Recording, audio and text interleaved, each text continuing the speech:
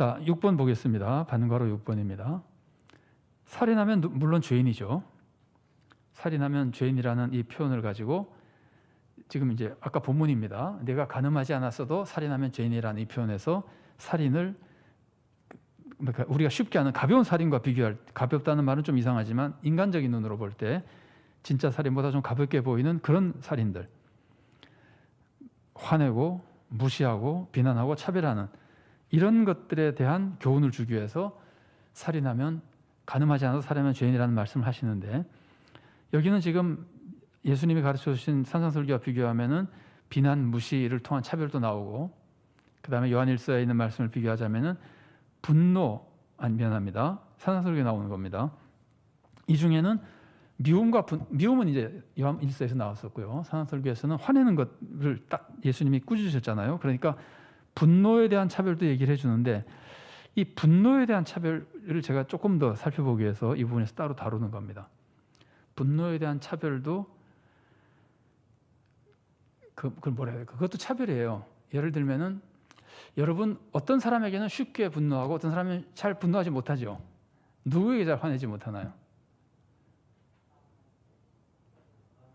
힘 있는 사람. 여러분 전에 그 TV에서 이런 실험을 했습니다.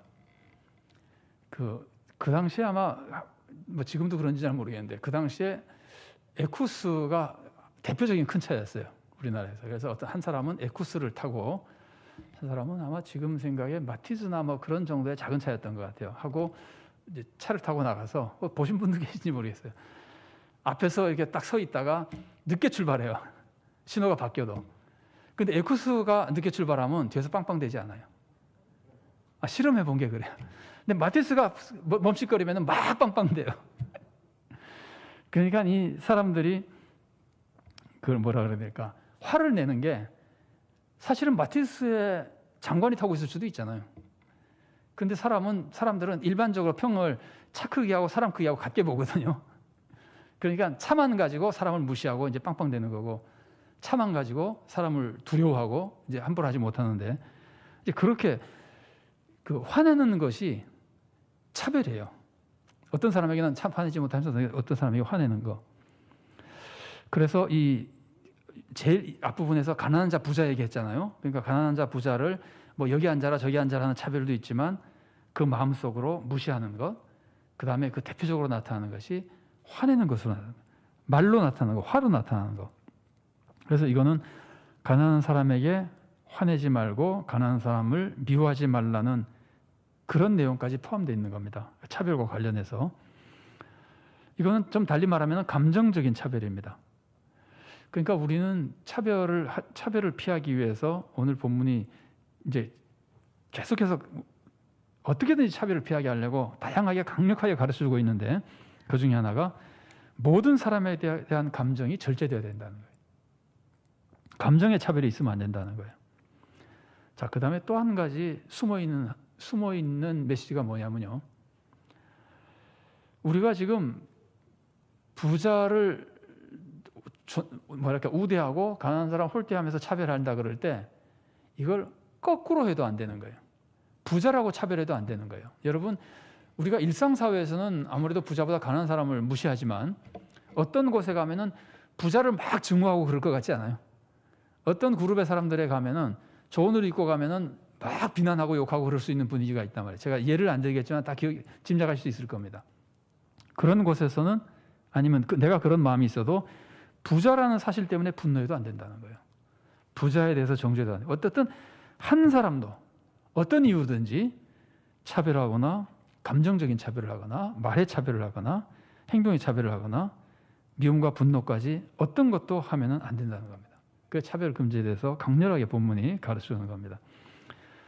그리고는 이제 그 조금 다른 각도에서 또 다시 가르쳐줍니다. 그거는 자유의 율법이라는 말을 합니다. 자유하는 율법에 따라 심판을 받을 자처럼 행동하라. 이제 이렇게 가르쳐 주시는데 제가 읽어보겠습니다. 너희는 자유의 율법대로 심판받을 자처럼 말도 하고 행하기도 하라. 그런데 자유의 율법이 뭡니까? 자유의 율법은 억지로 지키는 게 아니라 자원해서 지키는 게 자유율법이고 율법을 지킴으로써 사람이 자유로워지기 때문에 자유율법입니다. 두 가지 의미가 있다고 그때 소개해드렸어요. 율법을 지킬 때 억지로 지키는 게 아니라 자원하는 마음으로 지키고, 율법을 지킴으로써 실제로 자유를 얻게 되고, 율법을 지키면 억압되는 게 아니라 자유를 얻게 됩니다. 근데 그게 자유율법인데, 차별 금지를 할 때, 차별하지 않으려고 노력할 때 자유의 율법대로 심판받을 자처럼 하라고 하는 것은 억지로 하는 것이는 안 된다는 거예요. 억지로 하는 것은, 그것도 억지로라도 하면 안 하는 것보다 훨씬 낫지만, 자유의 율법에 따라서 우리가 신앙생활을 한다면 우리가 차별하지 않는 것은 진심으로 해야 된다는 거예요. 진심으로 사랑하기 때문에 차별하지 말아야 된다는 거예요. 그래서 차별이 없어야 자유의 율법 때문에, 사랑이 있기 때문에 차별하지 않게 되고, 그 다음에 율법을 지키면 자유로워진다 그랬잖아요. 정말 차별을 하지 않으면 그 공동체가 자유로운 공동체가 됩니다.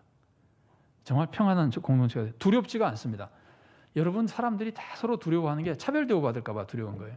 조심하게 되고, 욕먹을까 봐, 딴 사람들은 비난받지 않는데 나만 비난받을까 봐 긴장하게 되고 이러는데, 차별이 없어지면 자유로운 공동체가 돼요. 아주 평화롭고 자유로운 공동체가 되는 겁니다. 거기 제가 구역장 예를 들었는데 이거는 그냥 설명 안 해도 될 것 같고요. 그 아래 주인 목자와 사꾼 목자만 얘기하겠습니다. 예수님이 선한 목자는 주인이라 그랬죠, 그죠? 사꾼 목자는 이제 나쁜 사람이라 그랬는데, 그 특징이 뭐냐면은, 주인으로서 목자를 하는 사람은 왜 목숨 걸고 양을 지키느냐면은 양이 내 양이기 때문이에요.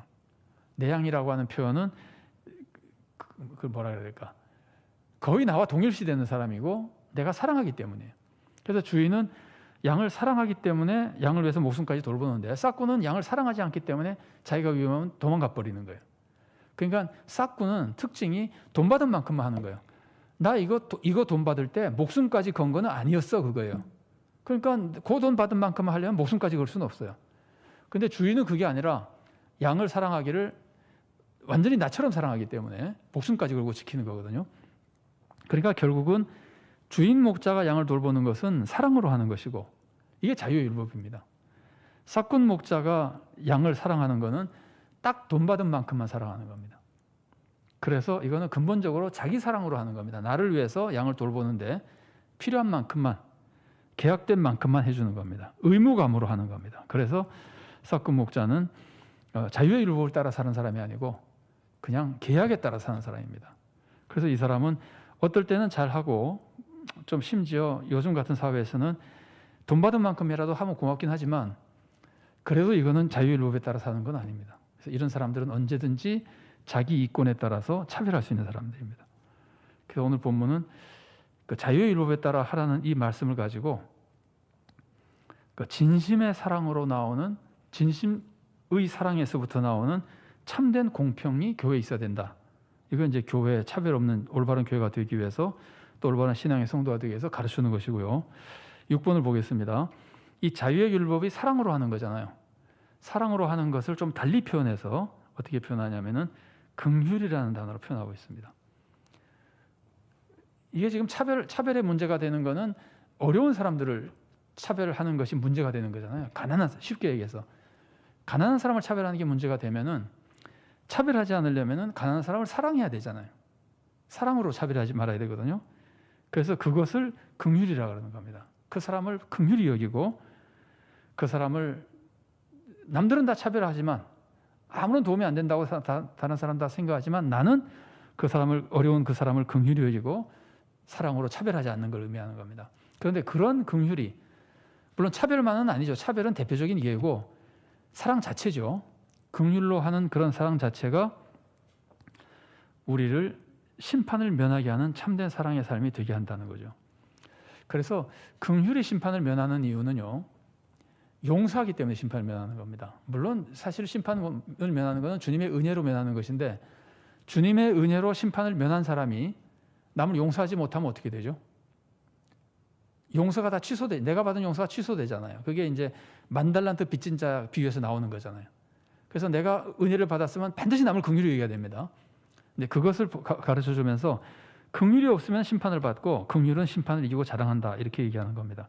그래서 그 긍휼을 일상적인 모든 사랑의 삶과 관련된 것이지만, 오늘 본문에서는 그 긍휼 때문에 차별하지 말라는 것, 차별하는 것이 긍휼이 없는 거예요. 그러니까 결국 심판을 받게 된다는 거예요. 그래서 그 마지막에 6번의 반괄호 2번 보면은 긍휼은 차별하지 말라는 교훈을 따르는데 결정적으로 중요한 자세입니다. 그래서 오늘 본문 2장 1절부터 13절 보면은 앞부분에서는 우리가 차별하지 말아야 될 이유가 지난주에 살펴본 대로 모든 성도가 하나님의 자녀이기 때문입니다. 모두가 너무나 존귀한 분들이기 때문에 감히 차별할 수가 없어요. 차별하는 순간 나는 믿음이 없는 사람이에요. 그 다음에 두 번째로 오늘 끝부분에서 본문 끝부분에서는 모든 사람에게 내가 주님으로부터 긍휼을 얻었으니까 내가 모든 사람에게 긍휼을 품고 긍휼히 여기는 가운데 성도를 차별하지 말라는 겁니다. 그러니까 두 가지 각도죠. 이 성도를 가만히 볼 때 이 사람이 여건이 어떻든지 간에 존귀한 하나님의 자녀입니다. 그래서 차별하면 안 되고 또 동시에 내가 하나님의 마음으로 이웃을 긍휼히 여긴다면 그 사람의 여건이 어떻든지 간에 그 사람을 항상 사랑하며 잘 대할 수밖에 없는 겁니다. 그래서 차별하지 말라는 것. 그 앞부분과 뒷부분 좀 다른 각도에서 차별하지 말라는 것을 강조하고 올바른 신앙생활을 가르치는 것이 오늘 본문의 주제입니다. 자, 토의 문제 잠깐 보겠습니다. 1번입니다. 나는 우리 교회 모든 성도를 차별 없이 사랑합니까? 만일 차별한다면 쉬운 일이 아니죠. 만일 내가 마음으로 차별한다면 어떤 사람을 차별하는 것 같습니까? 사람마다 가치관이 좀 다르겠죠. 뭐랄까? 제 재정적인 이권을 위해서 차별할 수도 있고 교회 사역을 위해서 차별할 수도 있고 내가 원하는 교회 생활을 하기 때문에 안 하기 때문에 차별할 수도 있고 다양한 것이 있을 겁니다. 한번 생각해 보시고 그렇다면 내가 고쳐야 될 점은 구체적으로 무엇인지 한번 찾아보십시오. 2번입니다. 오늘 본문을 통해서 내가 몰랐던 차별의 모습을 깨달은 게 있으면 한번 말씀해 주십시오. 한번 찾아보십시오. 감정적인 차별이라는 말씀도 나눴었고 그 살인과 관련된 차별의 모습도 우리가 나눴었고 이제 공동체 샬롬 같은 것도 나눴었는데 한번 조금 생각을 정리해 보시면 좋을 것 같습니다. 그러니까 딱 듣고 끝나지 않고 조금만 더 생각해 보시면 상당히 많은 부분이 나의 삶에 직접 도움을 주게 될 겁니다. 3번입니다. 나는 내 경건을 지키는 것과 성도의 교제 중 어느 것에 더 관심이 많습니까? 내 경건을 지키는 것은 아까 나온 본문에서 간음하지 않아도 살인하면 죄인이다 하는 걸 얘기한 그것과 관련된 거예요. 경건을 지키는 것을 간음금지 계명과 조금 연계해 본 것이고 성도의 교제, 사랑, 긍휼, 차별 이거는 살인금지 계명과 비교해 본 것인데 어쨌든 한번 생각해 보십시오. 내가 경건한 사람이 되는 것에 관심을 가지는 것과 다른 사람들을 잘 돕는 것에 관심을 가지는 것 중에 어떤 것에 더 관심이 많은지 사람들의 가치관에 따라 많이 다를 겁니다만 한번 자신의 모습을 찾아보면 좋겠습니다. 4번입니다. 이웃을 긍휼히 여기면 어떤 열매와 축복이 임하는지 최대한 말씀해 주십시오. 최대 한번 찾아보십시오. 이웃을 긍휼히 여기면 어떻게 된다고요? 긍휼은 심판을 이긴다 그러잖아요. 그런 것도 있고 하나님의 긍휼히 여김을 받을 수도 있고 하나님의 축복 또 공동체가 평강을 얻을 수도 있고 다양한 걸 찾을 수 있을 겁니다. 한번 생각해 보시고 삶 속에 적용하시면 좋겠습니다.